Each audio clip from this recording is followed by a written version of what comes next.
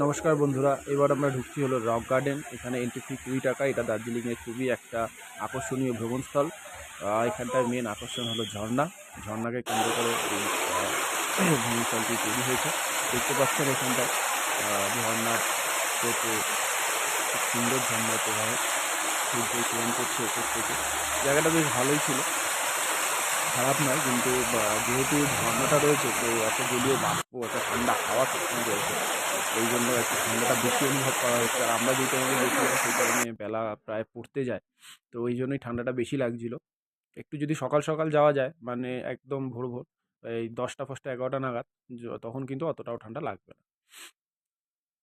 তো এইখানটায় এরকম আপস্টেয়ার রয়েছে, এরকম সিঁড়ি ঢাল মানে রয়েছে, খাড়াই সিঁড়ি, এরকম সিঁড়ি বেয়ে আপনাকে উঠতে হবে। খুব সুন্দর গাছ রয়েছে। তো এখানে কিছু ছবি টবি সেলফি টেলফি তোলা হলো। নিজেরা খুব সুন্দর সুন্দর ভালো ভালো এখান থেকে ছবির পোস্ট পাওয়া যাচ্ছিল এই ঝর্ণার মধ্যে দাঁড়িয়ে। ঝর্ণার কাছে ঠান্ডা হাওয়া, খুব হাওয়া, ঝর্ণার খুব ঠান্ডা হাওয়া, আওয়াজ খুব বেশি, আওয়াজে শোনা যাচ্ছে না একে অপরের কি কথা বলছে। এখানটায় ছোট্ট একটা পার্ক মতন করেছে, যে ধারে বেঞ্চ দেওয়া রয়েছে, বেঞ্চের মধ্যে বসে আপনি অনায়াসে টাইম কাটাতে পারবেন, টাইম স্পেন্ড করতে পারবেন, খুব ভালো। আরও উপরের দিকে ওঠা যেত, কিন্তু আমরা আর উঠিনি।